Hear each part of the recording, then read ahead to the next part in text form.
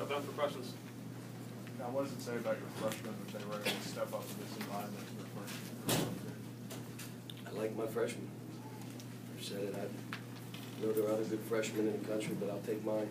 I think at one point we played with 4 freshmen and Aaron for a while. I think it stretched the game out. John, what impact did you think Tyler had on the game? He was really good today. That's the best I've seen him play since I've coached him. But again, you know, and this will start the other dialogue, which is why I'm platooning. Andrew didn't play as well today, but Andrew hit a huge 3 that basically ended the game. Aaron took us, or Andrew, I'm sorry, and Andrew took us to the championship game last year. Andrew did. So what I have is I have 2 terrific point guards who I can play together if I choose. If Andrew's playing really well, Tyler maybe not play as much, or I'll put him as a wing. Tyler's playing well or out of his mind, and you know, it's just that's what's good about this. Willie didn't play great today. We played without him playing well. I thought our rebounding was outstanding, but again, we've worked on it for like 2 weeks of just covering the rims and having to rebound every ball. John, what attracted you to a 5'9" point guard back in recruiting? His competitiveness. He could make a difference in a game, even at his size, and that's what you want. And he wasn't afraid of the challenge. I didn't have to beg him. I mean, I recruited him for 3 weeks. And I said, I'm hearing about you being a 4-year point guard. If you think you're here 4 years, don't come here. He said, I'm coming. What does it do for your guys when he's out there, he takes a shot, he's bleeding from the face, and some of the guys said that kind of gets you fired. The littlest guy out there is having that thing. I don't know. I was happy for him.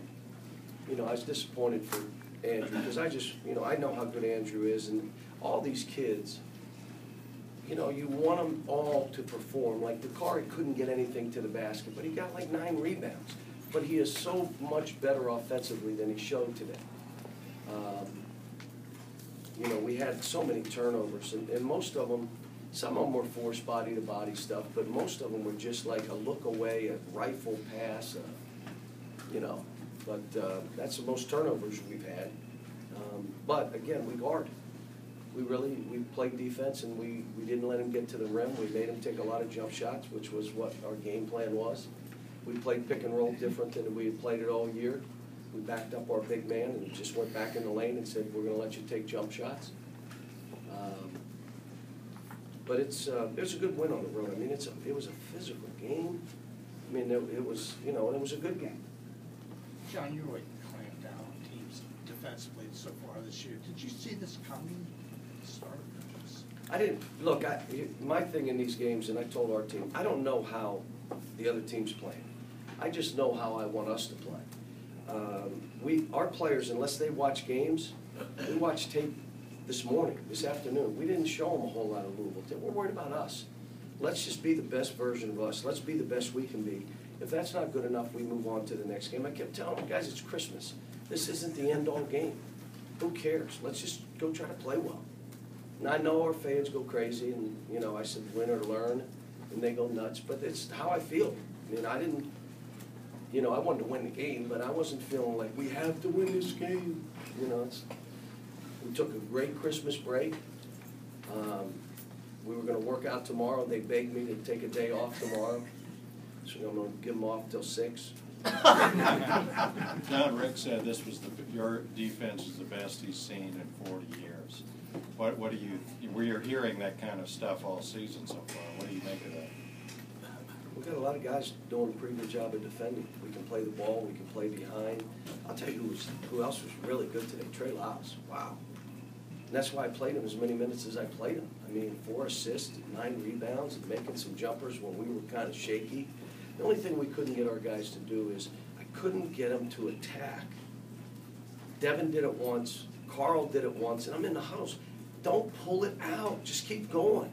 And I think, again, they were feeling this game was maybe bigger than I thought it was. I was just telling them play. But, you know, again, I thought Trey played well, and Devin made a big 3. And You know, same with Aaron. Aaron made a big three in the corner. Is Tyler the one guy that doesn't know better than the littlest guy on the court that seemed to be willing to attack them a little? No, I think we got a bunch of guys. I've got a good team. I really have a really good team. And I have 9 guys I'm going to continue to platoon. I'm not changing. If a game unfolds like this and I do something different, I'm trying to win the game. I'm going to do it. If one of the guys, like Willie against Texas, plays that well, I'll leave him in. If Tyler played this well, or Andrew, then I'm going to let him play. If someone's on fire, I'm not going to take them out. But if they're all playing well, I'd like to play all 9 guys, just playing in a platoon. And let me tell you why platoon. It's easier. I don't have to think how many minutes he's been in, who's in there, and then just 4 you go, you stay. How easy is that? John, several of the ESPN guys are saying if you win this game, you'll be undefeated going into the tournament.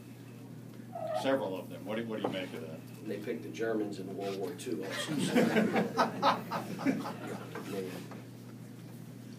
I know, I'm not. Look, the good news is we got another break. I got 9 days to get my team right. We got to put in a different zone because we're going to face some different things. I want to put in a different rotating press. I want to do some different things offensively to try because we have time. And I really want to give Dom and Derek an opportunity to see if they fit into that 10-man rotation, either one. But they have to elevate their games to do that because I'm not taking minutes away from these 9 when all 9 deserve minutes. If those 2 raise their game, then we'll go back to playing 10 guys. John, how John, impressive is it? That your guys saw this as the last hurdle? No, there was some disappointment. Willie was disappointed. Andrew was disappointed how they played. Aaron wasn't exactly happy about how he played. The young guys were just happy they won a game. And again, you have to think about this. You're coming in and you all and everyone else has made this like the end-all game. And these young kids came in here and performed. They weren't rattling. They stayed focused on the court. And the game was physical. That was more physical than the Texas game, and I didn't think that was possible. John, if you would have secured a commitment from Emmanuel Mudiay, is it safe to assume you probably wouldn't be here? If you didn't want to come, Would you have still recruited him? sure. Coach, what does Cal? it look like this team for the team's confidence? I have a pretty confident team. Here's what my issue's been. And I've been on these guys. I was hard before the game. And my point was, I don't want arrogance. I want a swagger. I don't want arrogance. Arrogance is not earned. Arrogance is I wear the Kentucky uniform. Don't you know who I am? That's arrogance. A swagger is you work so hard, you spend extra time, you have demonstrated performance, Kansas, UCLA, you've demonstrated performance, and the third thing is you trust your teammates. Now your team has a swagger. They know they can count on, everybody's countable on the team. I want a team with a swagger. I don't want an arrogant team. And I've been pretty vocal and been on, especially these young guys, because they mumble under their breath. They're like my son. What? They do a lot of mumbling when you coach them and they get aggressive with them. John, how impressive is it in this game that Tyler and Devin can play 54 minutes without a turnover?